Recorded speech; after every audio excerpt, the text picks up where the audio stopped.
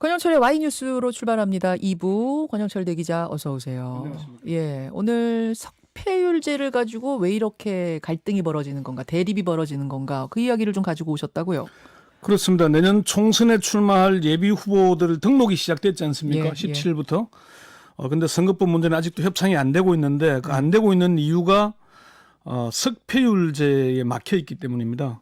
석패율제가 뭐길래 선거법 협상 막판 걸림돌이 되고 있는지 그 속사정을 좀 알아보고자 하는 겁니다. 앞에서 저희가 어제 그 과정들에 대해서는 충분히 설명을 했는데 다시 한 번만 짧게 어제 벌어진 상황 요약해 주시죠. 일단 그 더불어민주당과 공조에 나선 바른미래당, 정의당, 민주평화당, 대한신당이 합의안을 만든 겁니다. 예, 민주당과 4+1이니까 4에서 합의안이 나온 거예요. 그래서 합의가 되겠구나 이런 전망이 나왔거든요. 예. 그런데 어제 민주당이 의총을 했는데 석패율제를 제고해달라.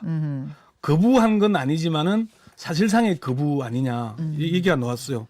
그래서 다시 이제 합의안을 냈던 사당에서는 강력히 반발하고 나섰고, 그렇죠. 거기까지가 지금 어제까지 상황인데 이게 이제 그 야사당 자유한국당을 제외한 나머지 야사당이 합의한 거는 연동형 캡 상한선을 30석까지 한시적으로 적용한다는 거, 석패율제를 도입한다는 거, 100% 연동형 비례대표제를 지속 추진한다는 거, 이 세 가지 합의한 거거든요. 세 가지. 그 연동형에다가 캡 씌워가지고 상한선 30석까지만 두는 거는 원래 민주당의 제안이었으니까 예, 그걸 예. 받은 거고. 그렇죠.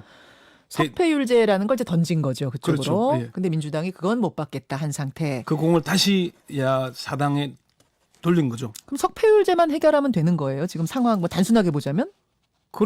좀 이 민주당이 석패율제를 받으면은 4+1 공조는 공고해지는 거죠. 그렇죠. 그러면 일단 선거법 협상에서 자유한국당을 제외한 나머지 당들의 합의안이 만들어지기 때문에 자유한국당이 뭐 필리버스터를 반대를 하고 어떻게 하더라도 지난번 예산안처럼 통과될 가능성이 높아지게 되는 거죠. 자, 석패율제 제가 네. 일부에서도 잠깐 설명했습니다만 네. 지역구에서 애석하게 패한 후보를 비례로 구제해주자 이런 거죠. 쉽게 말하면. 쉽게 석패. 얘기하자면은 지역구에 출마하는 의원들이 자동으로 등록이 되는 겁니다. 예, 예. 비례대표로. 그 중에서 이제 권역별로 2명을 할 거냐 1명을 할 거냐 이건 아직 협상을 해야 되는 문제고요. 그거는 제가 윤수아 원내대표하고 방송 전에 좀 여쭤보니까 네. 당이 알아서 정하는 걸로 하겠대요. 당이 알아서. 그러니까 물론 아주 제로 이렇게는 못하겠지만 네. 혹은 또 아주 마음대로 이렇게 못하겠지만 어느 정도 자율성을 둬서 당이 조정할 수 있도록 하는 걸로 어제 얘기를 했다. 이제 그거는 이제 야사당끼리 합의인데 공식적으로 지난번 4월 패스트 트랙에 나갈 때만 해도 권역별 2명까지 그때는 그랬죠. 그러니까 그게 12명이 되잖아요. 예, 예. 그때는 225대 75로 비례대표가 20대에 47석에서 늘어나는 거였거든요. 그렇죠. 근데 지금은 250대 50으로 일단 요거는 거의 확정된 안이잖아요. 그러면 비례대표가 3석 늘어나는데 예. 이 50석 중에 12석을 석패율이 차지하게 되면은 오히려 비례대표가 9석이 줄어들게 되지 않습니까? 그리고 네. 30석 연동형에 캡 씌워서 이제 30석 하기로 한 상한선 네. 거기에서 이 석패율제 의석을 가져가는 게 아니라 나머지 20석에서 가져가는 거래요. 그러니까 그래서 전체적으로는 비례대표를 주는 이유가 지역 비례가 아니고 전체 비례. 내가 투표한 정당 득표율로 가져가게 되는 것인데 그게 줄어들게 되는 거 아닙니까? 그러니까 오히려 지역구 의원이 늘어나게 되는 거죠. 석패율제로 그렇죠. 가게 되면. 그러니까 전체 비례성은 줄어들게 되는 문제가 되는 거죠. 그래서 민주당은 이건 계획이 아니고 계약이다 이렇게 나오는 것이고 야사당이 볼 때는 민주당이 안 받는 이유가 다른 데 있는 거 아니냐 이렇게 보는 거죠. 자, 저는 이제 요 얘기를 준비하면서 과거 네. 자료들을 쭉 찾아보니까 예. 예전도 아니에요. 몇 년 전까지만 해도 이 상황이 반대였어요. 그렇죠. 군소정당에서는 석패율제 그거 안 된다. 그럼 한국당이 1등하고 민주당이 2등한 예를 들면 2등한 곳에서는 그럼 민주당 후보 구제하겠다는 거고 민주당이 1등하고 한국당이 2등하는 곳이 많은데 그럼 그 한국당 후보가 가져가겠다는 거니까 이거 안 된다 했었고 오히려 그때는 거대 정당들에서 석패율제를 하자고 했었고 반대더라고요. 뭐 지난 2016년 총선 때만 해도 민주당이 하자고 했던 것이죠. 예, 예. 그리고 2012년에는 중앙선관위가 먼저 제안을 하기도 했었고요. 예. 이 제도가 사실 이야기가 시작된 건 2000년 16대 총선이었습니다. 그때 노무현 전 대통령이 종로에 출마했으면 당선 가능성이 매우 높았는데 예. 부산 북강서로 옮겨갔잖아요. 그렇죠. 그때 낙선했죠. 예. 그러면서 뭐 바보 노무현 얘기도 듣기도 했었고요.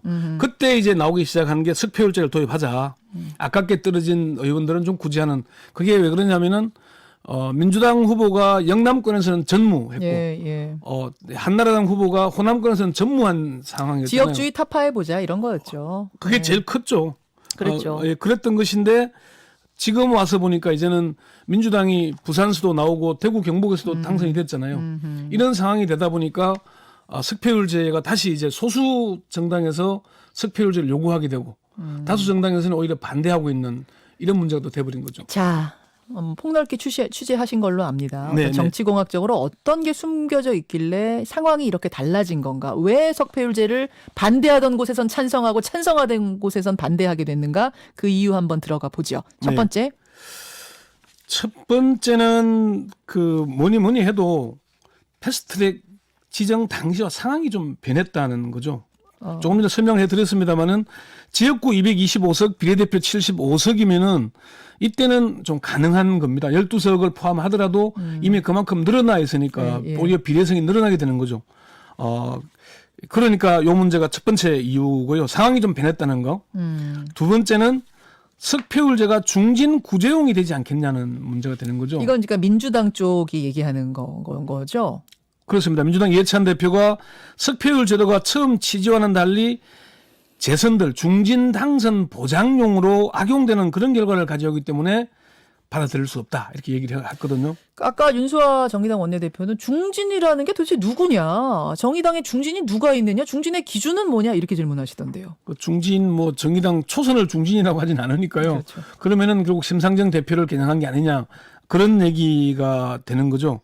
그러니까 이제 주로 이제 정치 신인보다는 지명도가 있는 중진 의원들이 좀 아깝게 떨어지는 경우가 많지 않습니까? 과거에 뭐 한 표 차, 세 표 차, 뭐 그런 경우들이 좀 있었거든요. 그런 것 때문에 이제 하자는 거 아니냐 그런 얘기를 하는 거죠. 심 대표 측의 반응은 어땠죠?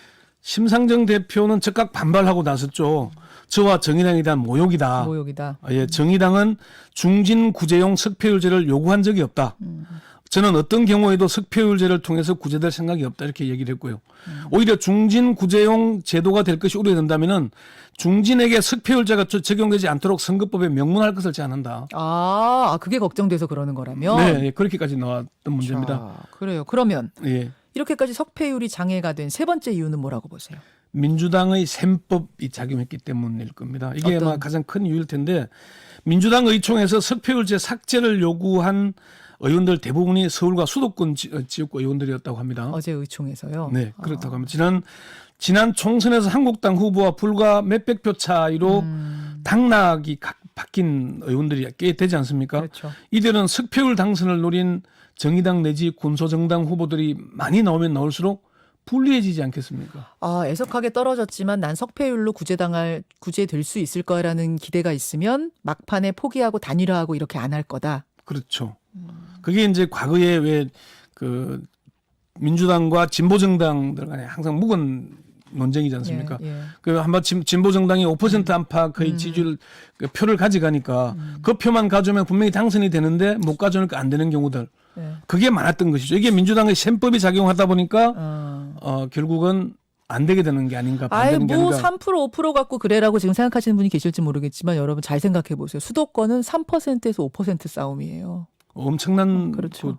지난 아마 과거에 하남에서는 3표 차이로 문학진 후보가 떨어져서 문 3표라는 별명이 나오게 됐는데 다시 재검표하고 막 검표도 몇 번 했죠. 자, 그런 상황이기 때문에 수도권 의원들이 반대하는 것이다.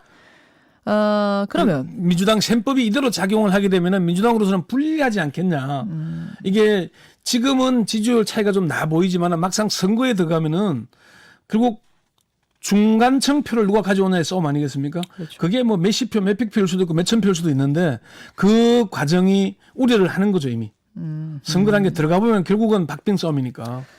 그러면 결국은 민주당이 끝까지 석패율제를 받지 않을 것인가? 요거예요. 왜 이게 지금 궁금하냐면 4+1 협의체 깨지면 공수처 법안, 뭐 패스트트랙 법안 다 무너지는 거 아닙니까? 사실상. 그렇게 되기 때문에 민주당으로도 상당히 부담스러울 테고 또 안을 보면 민주당 안에서의 또 반발이 거세기 때문에 또 받을 수도 쉽게 받을 수도 없는 상황이고 네. 어떻게 될 거라고 보세요? 민주당이 끝까지 석표를 받지 않기는 쉽지 않을 것으로 보입니다. 석표를 거부하면 방금 말씀하신 대로 4+1 공조가 깨지게 되거든요. 이게 어제 그 민주당이 재고를 요청한 직후에 손학규 대표는 합의문이 사실상 우리의 최후 통첩이었다 이런 얘기를 했고요. 유성엽 대한신당 창당준비위원장은 민주당은 자기들 어깨에 짐이 많다는 것을 숙고하셔야 할 것이다. 한국당의 요구도 맞고 3+1의 요구도 막으면서 본인들 요구만 들어달라고 했어야 되겠느냐 이런 얘기를 했거든요. 어깨에 짐이라는 게 지금 당장 추미애 법무부 장관 후보자 청문해야 되죠. 그러네요. 그리고 어제 그제 문 대통령이 지명한 정세균 국회의 국무총리 후보자 예. 여기는 사실 또 국회의 표결을 거쳐야 됩니다. 그렇죠. 그러니까 이런 짐들뿐만 아니라 개혁입법, 공수처나 검경수사권 조정, 또 예산 부수 법안들 많은 과정들이 남아 있거든요. 그럼 석패율을 걷어차버리면은 야당의 공조가 깨지고 물론 그렇게 된다면 자유한국당과 민주당이 가장 원하는 거는 20대 총선 제도대로 지금 선거를 치르는 거거든요. 그게 과반을 넘길 가능성이 있다고 보기 때문에 그렇지만은 야사당과의 공조가 깨지면 민주당으로서는 사실은 아무것도 못할 수 있는 겁니다. 국정 운영 자체가 어려워진다. 선거법도 후반기. 안 되고 그러면 공수처법이나 검경수사권 조정도 불발로 거칠 가능성이 높고. 그래서 받아들일 가능성이 좀 높지 않을까라는 분석이 어제 그래서 민주당 거군요. 의총에서 이인영 원내대표에게 정권을 주자는 얘기도 나왔는데 최종 발표에서는 빠졌다 그래요. 그러니까 어쨌건 아까 윤수학 원내대표도 오늘도 만난다 그랬잖아요. 만난대요. 민주당이 공식적으로 거부한 게 아니라 재고를 요청한 거기 때문에 좀 시간 벌기용일 수도 있고요. 알겠습니다. 여기저기서 이제 막 표계산하고 막 이런 시뮬레이션 돌린 것들이 있던데 시뮬레이션이 뭐 정확한 건 아니지만 아주 짧게 30초 남았습니다. 잠깐 좀 시뮬레이션 결과 알려주실 수 있어요? 지난주에 리얼미터가 조사한 결과를 가지고 분석을 한 바에 따르면은 그 연동형 캡 30 씌운 겁니까? 네, 다 씌워서 한 대로 하자면은 민주당이 143석, 한국당이 109석, 정의당이 16석, 바른미래당이 17석 이 정도의 시뮬레이션 결과가 나왔다고 서울신문에서 보도를 했어요. 오늘 아침에. 그렇군요. 이런 결과들 때문에 결국 정의당이 지금에 비해서 많이 늘어나게 되죠. 그러네요. 그러다 보니까 정의당을 겨냥하게 되는 게 아닌가 하는 생각이 들고요. 어쨌건 과반 의석 달성은 불가능해지는 게 아닌가 그런 분석들이 나오고 있습니다. 여기까지 권현철 대기자 수고하셨습니다. 네. 김현정의 뉴스쇼는 청취자 여러분의 참여로 이루어집니다. 트위터, 페이스북, 레인보우 게시판, 그리고 단문 50원, 장문 100원의 유료 문자 샵 1212, 우물정 1212 통해 참여하실 수 있습니다. 김현정의 뉴스쇼, 여러분과 함께 만듭니다.